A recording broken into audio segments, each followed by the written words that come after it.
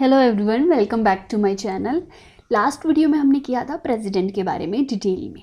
तो प्रेसिडेंट की जो भी क्वालिफिकेशंस थी, उनके टाइम पीरियड था, उनको कैसे इम्पीच किया जाता है, वो सब हमने डिटेल में कर लिया है। तो लास्ट वीडियो आप एक बार चेक कर लीजिए।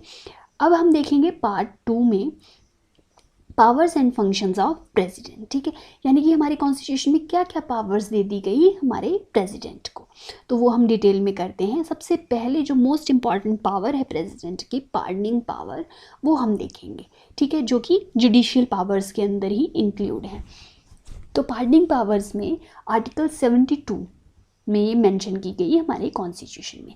तो अगर एग्जाम में आपसे ये क्वेश्चन पूछा जाए कि पार्डनिंग पावर्स जो हैं प्रेसिडेंट की, वो कौन से आर्टिकल में मेंशन है, तो आर्टिकल 72 में।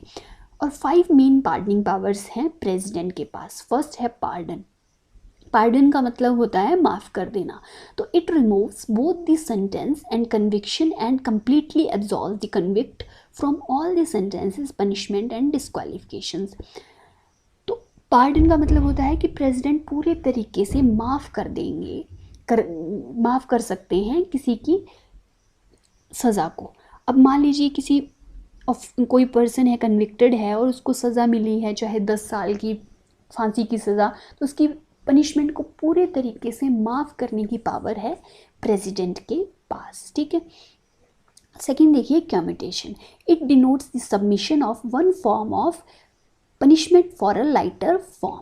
तो इसमें आप ये याद रखिए कि एक फॉर्म ऑफ पनिशमेंट को लाइटर फॉर्म में चेंज कर देना।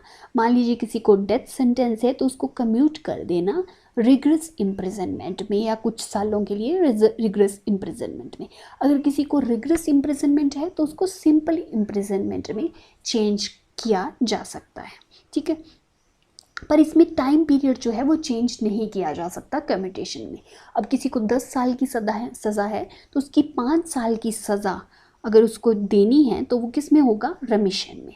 अब रेमिशन में क्या बोला गया, it reduces the period of sentence without changing is character. इसका कैरेक्टर चेंज नहीं किया जाएगा। इस रेमिशन में क्या होगा, जो टाइम पीरियड है उसको चेंज किया जाएगा। For example, a sentence of rigorous imprisonment for 2 year may be remitted to the rigorous imprisonment of 1 year.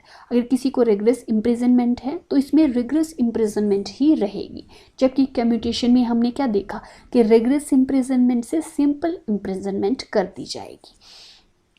तो इसमें टाइम पीरियड चेंज कर दिया गया, 2 ईयर से क्या कर दिया गया, उसको रिमिटेड किया गया 1 ईयर में। ठीक है, तो थर्ड हमने देख ली पार्डनिंग पावर। अब रिस्पाइट, फोर्थ पार्डनिंग पावर में क्या है, it denotes awarding a lesser sentence in place of originally awarded due to some special fact such as the physical disability of a convict and the pregnancy of a women offender.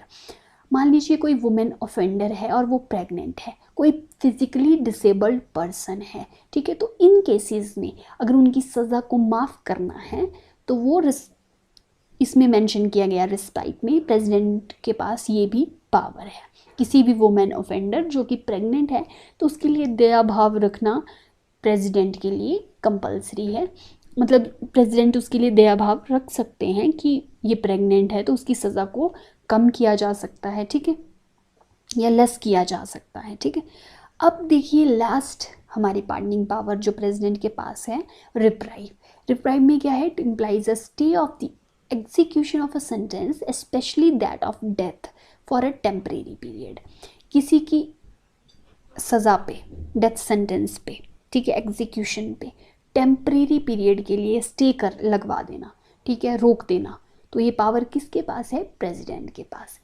पर देखो, अब उस person की जो फांसी की सज़ा है उसको टेम्परेरी पीरियड के लिए रोका जाएगा। ठीक है, परमानेंट नहीं रोका जाएगा। अब इसके पर्पस क्या है, its purpose is to enable to convict to have a time to seek pardon and commutation, ताकि वो अपनी सज़ा को कम करवा सके, अपनी फांसी की सज़ा को वो लाइफ टाइम इम्प्रिजनमेंट में करवा सके, उसको माफ़ करवा सके प्रेसिडेंट से। तो उसको टाइम पीरियड चाहिए, तो उस टाइम वो टाइम पीरियड उसको दिया जाता है और टेम्परेरी स्टे लगा दिया जाता है एग्जीक्यूशन पे बाय प्रेसिडेंट। तो हमने 5 मेन पार्डनिंग पावर्स कर ली हैं प्रेसिडेंट की, pardon, commutation, रेमिशन, respite and reprieve. So I hope ये 5 आपको अच्छे से क्लियर होगी होंगी। अब हम देखते हैं एग्जीक्यूटिव पावर्स ऑफ प्रेसिडेंट। तो एग्जीक्यूटिव जो भी एग्जीक्यूटिव बॉडीज़ होती हैं उनके लिए क्या क्या पावर्स दे दी गई प्रेसिडेंट को। तो देखो, for every executive action that is take that the Indian government takes is to be taken in his name.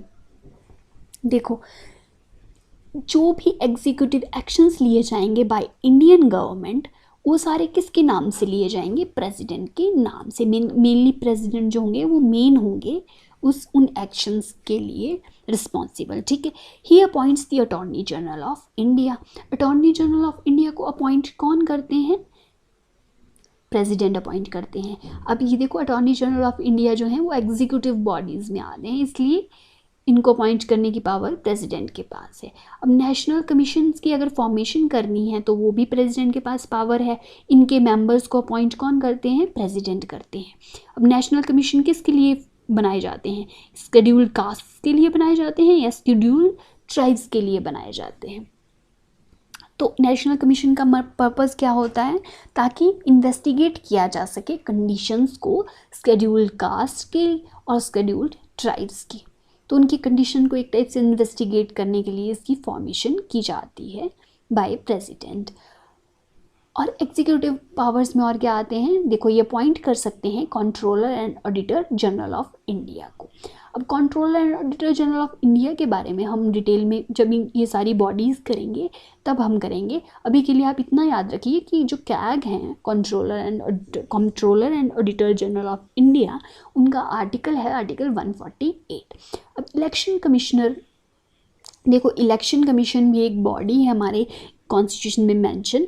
Election commission में जो चीफ इलेक्शन कमिश्नर होते हैं और अदर इलेक्शन कमिश्नर्स होते हैं उनको अपॉइंट करते हैं प्रेसिडेंट। और इलेक्शन कमीशन का जो आर्टिकल है वो है आर्टिकल 324। अब देखिए, चेयरमैन और जो मेंबर्स होते हैं यूपीएससी के, यानी कि यूनियन पब्लिक सर्विस कमीशन के, उनको भी अपॉइंट करते हैं प्रेसिडेंट। स्टेट गवर्नर्स को अपॉइंट करते हैं प्रेसिडेंट। फाइनेंस कमीशन का जो आर्टिकल है वो है आर्टिकल 280।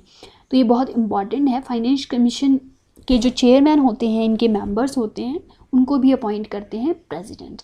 अब हम देखेंगे लेजिस्लेटिव पावर्स ऑफ प्रेसिडेंट। तो लेजिस्लेटिव पावर ऑफ प्रेसिडेंट में क्या है कि ये सम्मन कर सकते हैं, ही सम्मन्स पार्लियामेंट एंड डिसॉल्व दी लोकसभा को डिसॉल्व करने के लिए, ठीक है। अब जॉइंट सिटिंग अगर बुलानी है तो वो पावर भी किसके पास है? प्रेसिडेंट के पास। जॉइंट सिटिंग किसकी? लोकसभा और राज्यसभा की, जब भी कोई डेडलॉक क्रिएट होगा। अब इसके बारे में हम डिटेल में करेंगे जब हम पार्लियामेंट करेंगे और उसमें मनी बिल और फाइनेंशियल बिल्स को डिटेल में डिस्कस करेंगे, ठीक है। जब भी देखो, he addresses the Indian parliament at the commencement of the first session after every general election. जब भी कोई इलेक्शंस हो जाएंगे, ठीक है, और फर्स्ट सेशन होगा पार्लियामेंट का, तो एड्रेस करने उसको एड्रेस कौन करेंगे? प्रेसिडेंट एड्रेस करेंगे। देखो, लोकसभा और राज्यसभा में जो स्पीकर होते हैं, डिप्यूटी स्पीकर होते हैं, उनको अपॉइंट कौन करते हैं? प्रेसिडेंट। राज्यसभा में होते हैं चेयरमैन, डिप्यूटी चेयरमैन, उनको भी अपॉइंट किया जाता है बाय प्रेसिडेंट ऑफ इंडिया। अब हम देखते हैं फाइनेंशियल पावर्स ऑफ प्रेसिडेंट। तो यानी कि फंड से, पैसों से रिलेटेड जो भी पावर्स हैं। तो मनी बिल को देखो इंट्रोड्यूस किया जाता है। तो मनी बिल को इंट्रोड्यूस करने से पहले रिकमेंडेशन लेना ज़रूरी है प्रेसिडेंट की, ठीक है। He causes union budget. तो देखो, यूनियन बजट को पार्लियामेंट में पेश करने से पहले प्रेसिडेंट क्या है? मेन उससे डील करते हैं, ठीक है। He causes union budget to be laid before the parliament. उनको भी वो यूनियन बजट जो है वो दिखाना पड़ता है। To make demand of grant for grants his recommendation is a prerequisite. जब भी कोई ग्रांट्स की डिमांड होगी तो उनकी रिकमेंडेशन, ग्रांट्स यानी कि फंड्स, किसी भी ग्रांट्स की डिमांड होगी तो उनकी रिकमेंडेशन लेना कंपलसरी है। देखो, कंटिजेंसी फंड ऑफ जो इंडिया है वो उसकी बात की गई है आर्टिकल 267। इसको हम डिटेल में करेंगे, लेकिन कंटिजेंसी फंड क्या है? एक इमरजेंसी फंड है जिसमें इमरजेंसी पैसा होता है इंडिया का। तो कंटिजेंसी फंड ऑफ इंडिया में कंट्रोल किसका है? प्रेसिडेंट का। और फाइनेंस कमीशन को कॉन्स्टिट्यूट दी फाइनेंस कमीशन। फाइनेंस कमीशन को कॉन्स्टिट्यूट, उसकी फॉर्मेशन कौन करता है? एवरी 5 ईयर्स के बाद प्रेसिडेंट ऑफ इंडिया। अब हम जुडिशियल पावर्स करेंगे प्रेसिडेंट की। तो देखिए, appointment of chief justice and supreme court और हाई कोर्ट जजेस आर ऑन हिम। तो चीफ जस्टिस और सुप्रीम कोर्ट के चीफ जजेस होते हैं, हाई कोर्ट के जजेस होते हैं, उनको अपॉइंट करते हैं president of India. He takes advice from the Supreme Court, however the advice is not binding on him. देखो, जो भी जजेस अपॉइंट करने हैं तो वो एडवाइस ले सकते हैं सुप्रीम कोर्ट से, लेकिन ये बाइंडिंग नहीं है प्रेसिडेंट पे। प्रेसिडेंट चाहें तो उनकी एडवाइस फॉलो कर सकते हैं, अगर चाहें तो नहीं भी कर सकते हैं। ये आर्टिकल बहुत ज़्यादा इम्पॉर्टेंट आर्टिकल है, आर्टिकल 143। एग्ज़ाम में बहुत बार इससे रिलेटेड क्वेश्चन पूछे गए हैं कि सुप्रीम कोर्ट एडवाइस ले सकता है, प्रेसिडेंट जो है वो एडवाइस ले सकते हैं सुप्रीम कोर्ट से।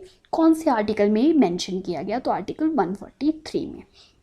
और एक हमने जुडिशियल पावर पहले कर ली थी, पार्डनिंग पावर ऑफ प्रेसिडेंट, जिसमें हमने 5 मेन पार्डनिंग पावर्स कर ली थी आर्टिकल 72 में। तो ये भी जुडिशियल पावर्स के अंडर ही आता है।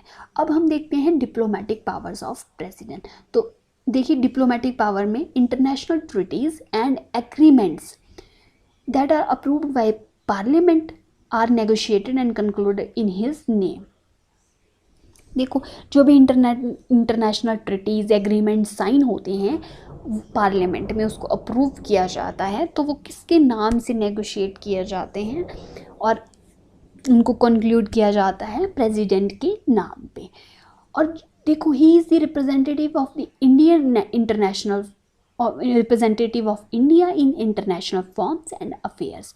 जो भी इंटरनेशनल फॉरम्स होते हैं, इंटरनेशनल अफेयर्स होते हैं, उसमें जो मेन रिप्रेजेंटेटिव होते हैं इंडिया के, वो होते हैं प्रेसिडेंट। ठीक है, अब मिलिट्री पावर देखते हैं प्रेसिडेंट की। तो मेन कमांडर कौन है डिफेंस फोर्सेस ऑफ इंडिया के? तो मेन कमांडर हैं प्रेसिडेंट, और उनके पास ये पावर है कि वो chief of army, chief of navy और चीफ ऑफ एयर फोर्स को अपॉइंट कर सकते हैं। ठीक है, तो मिलिट्री पावर हो गया। अब हम ऑर्डिनेंस मेकिंग पावर देखते हैं प्रेसिडेंट की। तो पहले आपको पता होना चाहिए कि ऑर्डिनेंस क्या होता है, तो इसके बारे में हम डिटेल में करेंगे जब पार्लियामेंट हम देखेंगे, लेकिन अभी के लिए इतना याद रखिए कि ये टेम्परेरी लॉ होता है। देखो, जब पार्लियामेंट, लोकसभा या राज्यसभा अपने सेशन में नहीं होती, ठीक है, तो और कंपलसरी में कोई लॉ की फॉर्मेशन करनी है कुछ टाइम पीरियड के लिए, ठीक है, तो टेम्परेरी लॉ बनाया जाता है जिसको बोला जाता है ऑर्डिनेंस। ठीक है, तो ऑर्डिनेंस मेकिंग पावर किसके पास है? प्रेसिडेंट के पास है। और जो ऑर्डिनेंस का आर्टिकल है वो है आर्टिकल 123। ठीक है, तो ऑर्डिनेंस मेकिंग पावर किसके पास दे दी गई? प्रेसिडेंट के पास। अब ये ऑर्डिनेंस जो है ये लंबे टाइम तक नहीं रहता, ये 6 वीक्स तक ही इसकी टाइम पीरियड होता है। और जब भी 6 मंथ के अंदर अंदर सेशन में पार्लियामेंट आती है तो आप ऑर्डिनेंस को फिर बाद में बिल में कन्वर्ट कर सकते हो एज एन एक्ट। ठीक है, जब पार्लियामेंट में इसको पास कर दिया जाएगा। पर देखिए, ऑर्डिनेंस, जब भी ऑर्डिनेंस की फॉर्मेशन की जाएगी तो रिकमेंडेशन ज़रूरी होती है यूनियन कैबिनेट की। ठीक है, अब हम देखते हैं इमरजेंसी पावर्स ऑफ प्रेसिडेंट। तो 3 टाइप की इमरजेंसी से प्रेसिडेंट जो है वो डील करते हैं। फर्स्ट, नेशनल इमरजेंसी, जिसका आर्टिकल है 352। प्रेसिडेंट्स रूल से डील करते हैं, आर्टिकल 356 एंड 365 में इसमें मेंशन है। और फाइनेंशियल इमरजेंसी, आर्टिकल 360। तो जब भी नेशनल इमरजेंसी लगती है तो डील करते हैं प्रेसिडेंट रूल के टाइम पे डील करते हैं प्रेसिडेंट, और फाइनेंशियल इमरजेंसी के टाइम पे भी प्रेसिडेंट को ये पावर दे दी गई। सो आई होप कि जितनी भी हमने प्रेसिडेंट की पावर्स की वो आपको अच्छे से क्लियर हो गई होंगी। पार्डनिंग पावर बहुत इंपॉर्टेंट है। अब हम नेक्स्ट वीडियो में पार्ट 3 कवर करेंगे, जिसमें हम, जो हमारा लास्ट वीडियो रहेगा प्रेसिडेंट से रिलेटेड, जिसमें हम वीटो पावर्स को देखेंगे प्रेसिडेंट की। तो वीटो पावर्स भी बहुत ज़्यादा इंपॉर्टेंट है जो हम डिटेल में करेंगे। सो आई होप कि आपको मेरी आज की वीडियो जो है वो अच्छे से क्लियर हो गई होगी। मिलते हैं फिर नेक्स्ट वीडियो में। Till then take care.